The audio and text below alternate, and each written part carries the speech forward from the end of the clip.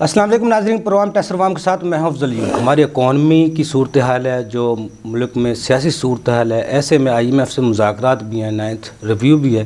آپ کیا سمجھتے ہیں؟ ہمارے ملک کے اندر اتنے ریسورسز ہیں کہ ہم یہیں سے جو ہے نا بہت ساری چیزیں نکال سکتے ہیں۔ وہ کہتا ہے جی ٹیکس آپ بڑھائیں تاکہ آپ ہمارا پیسہ واپس کر سکیں۔ چوری تو وہ ہے کہ اگر ہم دے رہے ہوں تو اس میں کم کر دیں۔ $1 بلین جو ہے نا وہ تو صرف ایک انٹرسٹ پیمنٹ ہم ختم کریں گے۔ IMF بھی ایک بینک ہی ہے۔ دو طبقے ہیں جو یہاں طاقتور ہیں، ایک فیوڈل ہے، جاگیردار ہے، اور دوسرا سرمایہ دار ہے۔ کمپلیکیشنز ہیں نا سسٹمز میں، اس کو دور کریں تاکہ لوگ ٹیکس کی طرف آئیں۔ ریجن ہمارے ملک میں دو طرح کی ہے، ایک تو ہے ٹیکس چوری کرنا، جیلی ریٹرنیں دینا، جیلی کوئی کام کرنا۔ سرمایہ دار بھی اپنا پورا ٹیکس ادا نہیں کرتا اور جاگیردار بھی ٹیکس نہیں دیتا۔ IMF کا بہانہ بنا کر ہماری حکومتیں پیٹرول کی قیمتیں بڑھا دیں، بجلی کی قیمتیں بڑھا دیں، گیس کی قیمتیں بڑھا دیں، کوئی اور نئے ٹیکسز لگ گئے، منی بجٹس آ گئے۔ کہا جاتا ہے IMF کا مطالبہ ہے۔ میرے تو ذاتی خیال میں کہ سب سے پہلے اپنے گھر کو ان آرڈر میں کرنا چاہیے۔ ٹیلر GDP کا 18% ہے اور ٹیکس 1% دیتے ہیں۔ جو ایلیٹ کلاس ہے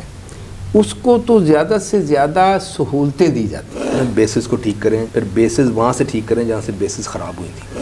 دنیا میں زیادہ تر 2 اکانومیز ہوتی ہیں، پاکستان میں 3 اکانومی ہے۔ 24 کروڑ بجلی کے یونٹ جو ہیں وہ فری دیے جاتے ہیں۔ ہم ایک عرصے سے نا ڈیپینڈنٹ ہیں فورن ایڈز کے اوپر۔ تیسرا اس کا مطالبہ یہ ہے کہ آپ اپنے خرچے کم کریں۔ پیٹرول کتنے ہی کروڑوں لیٹر جو ہے وہ فری دیا جاتا ہے۔ پاکستان کو اس وقت قریباً $20-22 بلین چاہیے۔ کہ پاکستان نے $1 بلین کا لون لینے کے لیے ناک کی لکیریں نکال دی۔ یعنی جس کو بیچارے کو کوئی اچھی پینشن ملتی تھی اس کی پینشن کم کر دی ہے۔